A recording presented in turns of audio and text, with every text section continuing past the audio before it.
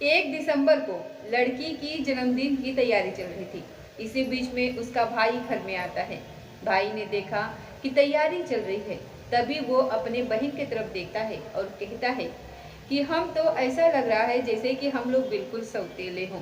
जब देखो तब मारपीट करना शुरू कर देते हैं हम लोग, और जब देखो तब ताने मारना शुरू कर देते हैं हम लोग। ना किसी घर वालों को देखते हैं और ना ही किसी बाहर वालों को देखते हैं। वो लड़का अपनी बात कह कर के अभी चुप भी नहीं हुआ था कि अचानक से उसके पिताजी वहां आ जाते हैं। और जैसे ही पिताजी आते हैं वो एक के बाद एक कई थप्पड़ मारते हैं और थप्पड़ मार करके कहते हैं कि तुम्हें अपने बहन के जैसा बनना चाहिए। जैसे वो बातों का कहना मानती है वैसे कहना मानना चाहिए। साथ ही जैसे वो पढ़ाई करती है तुम्हें भी वैसे ही अपने बहन के जैसी पढ़ाई करनी चाहिए। तब जाकर के तुम्हें शायद मान सम्मान उतना प्यार मिल पाएगा। बस लड़का, क्योंकि ये पहली बार नहीं हुआ था, उसे किसी न किसी बहाने से मारा जाता था, पीटा जाता था और किसी न किसी बहाने से उसको ताने भी मारे जाते थे। इसीलिए वो पीट पिटाकर यहाँ से चुपचाप से चला जाता है। 1-2 दिन बीत जाते हैं और फिर शुरू होती है एक शादी की साल भर की तैयारी। रात को ये लोग सोच के सोए थे कि अगले दिन तैयारी करेंगे और कुछ अच्छा करेंगे, लोगों को बुलाएंगे और दावत भी करेंगे। कुछ इस तरीके की बातें थी, कुछ ऐसे सोच थी। लेकिन वो अगली सुबह तो जरूर होती है, लेकिन घर के 3 सदस्य ऐसे होते हैं जिनकी सुबह होती ही नहीं। शायद वो कभी जिंदगी में अब उठ पाएंगे, क्योंकि उठने की स्थिति अब उनकी है ही नहीं। उनकी आंखें अब कभी खुलेंगे ही नहीं, क्योंकि वो अब इस दुनिया में नहीं रहे हैं। आज की कहानी है 3 मर्डर की। जब ये 3 मर्डर होते हैं तो इसकी सूचना जब सोशल मीडिया के माध्यम से लोगों को पता चलती है तो लोगों को यकीन नहीं हो रहा था कि कत्ल की इतनी छोटी सी वजह हो सकती है और वो छोटी सी वजह इतनी बड़ी वजह बन सकती है। नमस्कार, स्वागत है आपका हमारे चैनल पर। आज की जो सच्ची घटना मैं आपको सुनाने जा रही हूँ, ये सच्ची घटना है राष्ट्रीय राजधानी क्षेत्र दिल्ली का दक्षिण जिला एक ठो है, वहाँ की ये सच्ची घटना है। और दक्षिण जिले का एक थाना लगता है बेगूसराय। बेगूसराय थाना क्षेत्र का एक गांव लगता है देवदरी। और देवरी गांव में एक चौपाल होता है। चौपाल के पास रहने वाला एक बॉक्सर, जो कि ओलंपिक, जो जिले स्तर पर पे ओलंपिक होती है, प्रदेश स्तर पर होती थी, उन प्रतियोगिताओं में वो मेडल भी जीत चुका था। उसकी आदत होती है कि वो रोज सुबह वो घर से निकलता है और टहल करके आता है। कभी जिम करके आता है और जिम करके आता है, आते ही उसका रोजमर्रा का ये काम था। और इस तरीके से वो 4 दिसंबर 2024 की सुबह लगभग 5:30 बजे के आसपास वो उठता है। और उठने के बाद जब वो घर से बाहर निकलता है तो वो जोर से आवाज़ लगाता है कि मम्मी इस दरवाजे को बंद कर लेना, मैं बाहर जा रहा हूँ घूमने के लिए।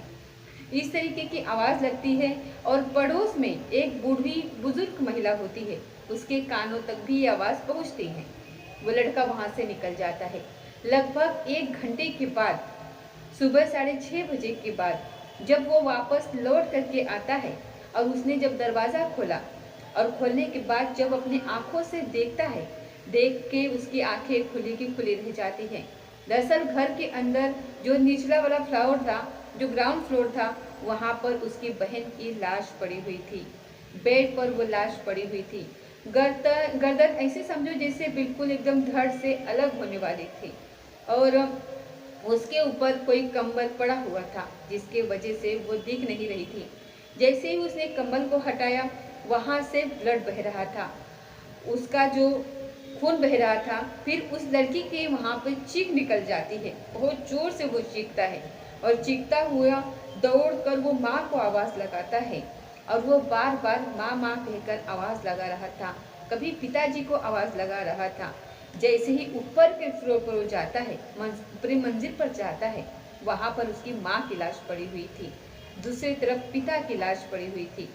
घर के अंदर 3 कत्ल हो जाते हैं और उस लड़के की चीख पुकार, उसकी आंखों से निकलते हुए वो आंसू, उसकी दर्द, उसकी कराहट इतनी दूर तक फैल जाती है कि जो आसपास के लोग थे वो भी दौड़ करके घर की तरफ आते हैं। क्योंकि अभी तो ठीक से दिन भी नहीं निकला था। आखिरकार इस घर में ऐसी क्या वजह हो गई? इस गांव में इससे पहले ना कोई ऐसी चीख पुकार मची थी और ना ही कोई इस तरीके की कोई घटना सोचने को मिली थी। इस घर से लगभग 20 किलोमीटर की दूरी पर एक जिम होता है। जिम में जो लड़के प्रैक्टिस वगैरह कर रहे थे, जिम का जो मालिक होता है वो भी दौड़ते हुए जब मौके पर आता है और आने के बाद सबके सब लोगों ने जब अपनी आंखों से उस दृश्य को देखा, उस दृश्य को देखने के बाद शायद ही कोई ऐसा व्यक्ति रहा होगा जो ये सोच करके एकदम से हक्का बक्का न रह गया हो, स्तब्ध न रह गया हो, ये सोचने पर मजबूर न हो गया हो कि आखिरकार इस घर में ऐसा क्या हुआ। 4 सदस्य हैं और 4 में से 3 का मर्डर हो चुका है। यदि लड़का भी यहाँ पर होता तो शायद वो भी मार दिया गया होता। इसी बीच में पुलिस को सूचना दी जाती है। पुलिस से कहा जाता है कि जल्दी से आप यहाँ पर आ जाइए, इस जगह पर जो कि देवली गांव लगता है जबल के पास, वहाँ एक फौजी का मकान है और फौजी के मकान पर आप लोग जल्दी आइए। यहाँ पर 3 कत्ल हो चुके हैं, 3 मर्डर हो चुके हैं। जैसे ही पुलिस को सूचना मिलती है, दिन निकलते ही ये सूचना उसको मिल जाती है। उसके बाद फिर चाहे वह डीसीपी अंकित चौहान हो, एसीपी अभिनंदन जैन हो, एपीएस प्रभारी उमेश यादव, स्पेशल जो टीम होती है पुलिस की, वो सारे वहाँ पर यादव, एक संगम वीरा, एक इंस्पेक्टर होते हैं, वो भी वहाँ पर मौके पर आ जाते हैं। जैसे जैसे सूचना मिल रही थी वैसे वैसे ऑफिसरों का मौके पर घटनास्थल पर जमावड़ा जो लग रहा था और 3 मर्डर की सूचना सुनने के बाद अधिकारियों ने जांच पड़ताल करना शुरू कर दिया। यहाँ पर लगभग 51 साल की उसकी उम्र होती है, राजेश कुमार की, जो कि सेना से रिटायर हो चुका था। 12वीं राजपूताना राइफल से वो साल 2009 में रिटायर हो चुके थे। एनएसजी के वो कमांडर रह चुके थे। हालांकि उनका जो मूल गांव होता है वो हरियाणा के महेंद्रपुर के पास एक गांव लगता है थेरी करलाना, वहाँ के मूल निवासी होते हैं। फौज से रिटायर होने के बाद बच्चों के अच्छी एजुकेशन के हिसाब से उन्होंने अपना गांव छोड़ दिया। उन्होंने 30 साल पहले और दिल्ली के इस गांव देवली में रहना वो शुरू कर देते हैं। उनको उनकी पत्नी जो होती है उसका नाम कोमल होता है और साथ ही उनकी एक बेटी होती है, बड़ी बेटी, जिसका नाम कविता होता है। कविता एमबी की पढ़ाई कर रही थी, साथ ही वो यूपीएससी की भी तैयारी कर रही थी। उसको आईएएस ऑफिसर बनना था। बेटी पर बड़ा नाज कर रहे थे और जब पुलिस वालों ने देखना शुरू किया यहाँ पर, तो बेटी की गर्दन ऐसे समझो जैसे कि धड़ से बिल्कुल अलग होने वाली थी। साथ ही उसके शरीर पर कई जगह चोटों के निशान थे। माँ के साथ भी कुछ ऐसा ही हुआ था। उसकी भी गर्दन धड़ से बिल्कुल अलग होने की कगार पर थी। पिता जो थे राजेश कुमार जो होते हैं वो एनएसजी कमांडर होते हैं, जो कि 12वीं राजपूताना राइफल से उनको रिटायरमेंट मिला था। वो रिटायर्ड फौजी होते हैं। उसके गर्दन पर तो वार था ही था, साथ ही उसके सर पर भी किसी ने भारी वार किया था। ये कत्ल क्यों किए हैं, किसने किए हैं? अब इकलौता एक ही इस घर का बेटा बचा था जिसका नाम अर्जुन होता है। अर्जुन बीए का स्टूडेंट होता है, साथ ही वो बॉक्सर भी होता है। उसने कई कंपटीशन में हिस्सा लिया था और कुछ मेडल्स वगैरह प्राप्त किए थे। जब उससे पूछा जाता है तो वो बताता है कि रोज सुबह 5:30 बजे वो घर से निकलता है मॉर्निंग वॉक के लिए और कभी जिम के लिए भी जाता है। लेकिन आज वो जिम नहीं गया था, मॉर्निंग वॉक गया हुआ था और जब यहाँ से जा रहा था तो ताला लगा करके गया हुआ था घर में। ताले का सिस्टम कुछ इस तरीके के होता है कि बाहर से लग जाए तो वह घर का सदस्य भी उसको आराम से खोल सकते थे। इसी बीच में पुलिस वालों ने जब उससे बातचीत करने की तो एक बुजुर्ग महिला भी वहाँ पर आकर के कहती है कि जब ये घर से बाहर जा रहा था तो इसने अपनी माँ को आवाज़ लगाई थी कि माँ दरवाज़ा तुम बंद कर लो। उसके बाद फिर क्या होता है, घर से किसी भी तरीके से कोई आवाज़ नहीं आई, कोई चीख पुकार नहीं आई, 3 कत्ल हो जाते हैं। लड़के से जब बातचीत की जाती है तो एक पुलिस वाले की नज़र उस लड़के के हाथ पर पड़ जाती है। हाथ पर एक चोट का निशान था, ऐसा लग रहा था कि जैसे वो ताज़ा निशान हो। हालांकि 3 मर्डर की सूचना से पूरे देश भर में ये खबर सोशल मीडिया के माध्यम से वायरल हो जाती है। कि फौजी का परिवार कुछ इस तरीके से खत्म हो चुका है। अब पुलिस पर यह दबाव था कि आखिरकार ये 3 कत्ल किसने किए होंगे और क्यों किए होंगे, इसके पीछे की वजह क्या रही होगी। पुलिस इस सवालों के जवाब जुटाने की कोशिश में लग जाती है। साथ ही जब घर में पुलिस ने जाकर के देखा कि कहीं लूटपाट की घटना तो नहीं है, ये घर का एक एक सामान, एक एक चीजें वैसी की वैसी रखी हुई थी जैसे कि पहले रखी हुई थी। कोई भी निशान नहीं थे, किसी ने जबरदस्ती घुसने की कोशिश नहीं करी थी। तो आखिरकार कातिल कहाँ से आया, क्यों आया और क्यों हत्या करी। जब लड़के से बातचीत करते हैं तो लड़के का रो रो कर बुरा हाल होता है। समझ नहीं पा रहे थे कि इस बीच में इससे बातचीत करे तो कैसे करे। जब पुलिस वालों ने कहा, उसे तसल्ली दी, सभी जो शब्द थे उनको शव को कब्जे में लेते हैं और उसको पोस्टमार्टम के लिए भेज दिया जाता है। उधर पोस्टमार्टम हो रहा था, उधर ये तसल्ली, ये इंतजार कर रहे थे कि कब ये बेटा इस दर्द से उभरे, थोड़ा होश में आए, तो इसके गांव वालों को, इसके परिवार वालों को, बाकी सदस्यों को भी सूचना दी जाती है। हालांकि परिवार लगभग 10 दिन पहले अपने गांव गया हुआ था एक बेटी के शादी समारोह में।